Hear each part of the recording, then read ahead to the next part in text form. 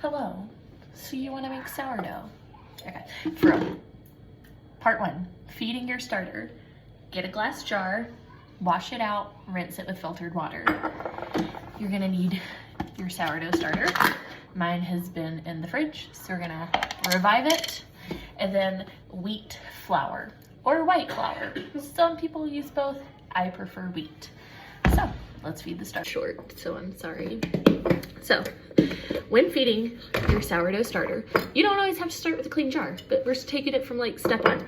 So you're gonna have your glass jar. You're going to do equal parts of the flour and filtered water. So I am doing 1 cup of whole wheat flour, and for me, I typically do a double batch of starter because I will make a double batch of bread.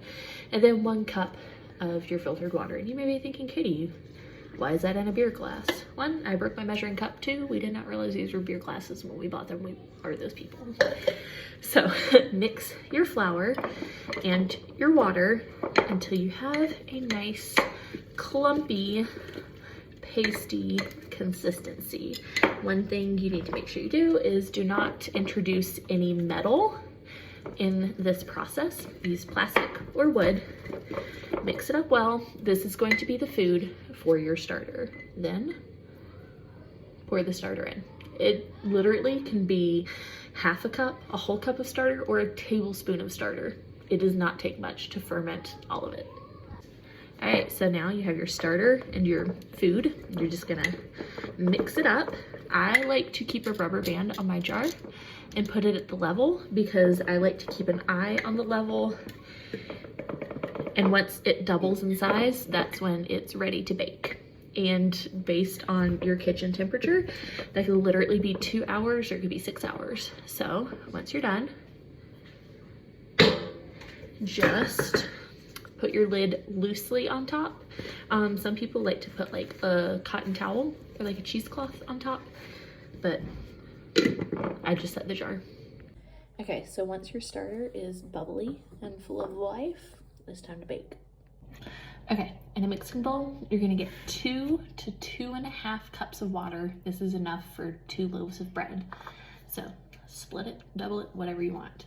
Then you're going to get 2 cups of your starter and put it into your bowl of filtered water because you want your starter to... See how that first scoop of starter, make sure you scrape it all out, is floaty. That means there's lots of bubbles in it, which means it is nice and fermented. And you may be like, Katie, why are you using a measuring scoop? Aren't you supposed to use a scale? My Ingalls did not have a digital scale. The Amish people don't use digital scales, and their bread's fine. At least I assume the Ingalls family bread was fine. Anyway, so you're gonna mix your water and your starter and just kind of make it a nice slurried mess. And this is controversial, but I go ahead and put my salt in now into the liquid so I don't forget about it. So 2 teaspoons of salt. I always use pink salt. Use whatever you want. Don't use kosher. Actually, that would be gross. Because you need to have big clumps of salt in your stuff. Anyway, so I used to do my sourdough everything scale by weight. And here I do everything by a measuring cup. And I can't tell a difference. It tastes like bread. It's got the same texture, same flavor, and turns out fine. My starter is wheat. I like to use white flour for the rest. So again, for a double loaf, you're going to do 6 cups of flour. Now this is totally optional, but if your local flour is low in gluten, our local flour here is low gluten. I like to add a tablespoon of vital wheat gluten into the dry flour, 1 for every loaf. So if I'm doing 2 loaves, I'll do 2 tablespoons. Start mixing. It's gross. Once you have what is called a shaggy dough, this is optional. You can let it sit for about 10 to 15 minutes for the gluten to develop. It does not majorly impact the final result, but I personally like to do it because I always want to make sure my bread is on the chewier side and not cakey. So leave it like this. Okay, you're gonna take your bowl of stuff and dump it out on the counter. All right, and this is why I always just measure with my heart, kind of, because depending on the season and the humidity levels and stuff, you're gonna have to work with your dough. Sometimes it might be too wet and you need to add some flour, and sometimes it will be too dry and you'll need to add more water, and adding more water, in my opinion, is more difficult, so I err on the side of more water when mixing it up together and then adding flour as I'm kneading. This is going to be a very sticky dough, and kneading it is going to take about 10 to 15 minutes by hand. So I recommend just putting your phone on the counter and watching an episode of TV or something, and it'll make it go by faster. Okay, once your dough is done, you're gonna put it in a bowl. And remember, no metal. Plastic, wood, whatever, no metal. Glass. So you're putting it in your bowl, and you're gonna take a wet cotton towel.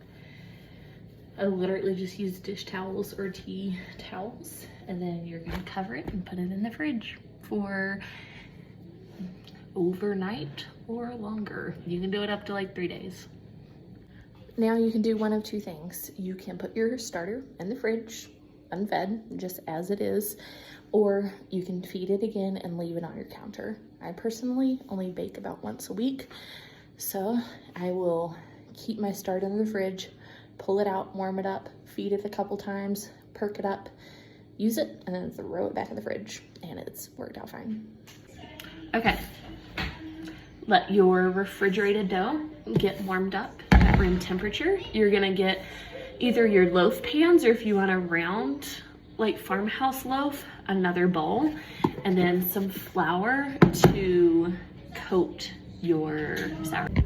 Okay, you're gonna kind of shape your bread in a loaf shape.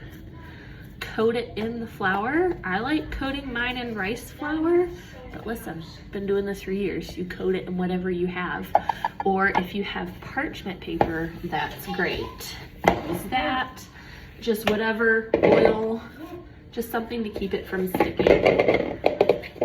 And what I have found is rice flour is easy and readily available. So you're just gonna kind of like fold it to where the seam is gonna be at the bottom. And then, yeah, coat, put in your vessel of choice for the second rise.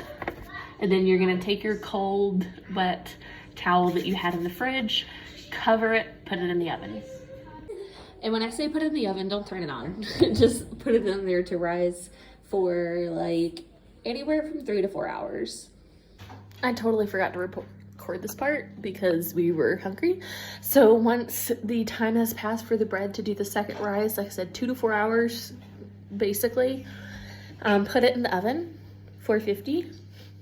Put a piece of tin foil on the top to keep the top from burning. I literally just use the same piece of tin foil over and over. And then, so tin foil on top, 20 minutes, take it off, 20 more minutes, and then let it rest. And you're good. And if you have a smaller toaster oven, only bake 1 loaf at a time.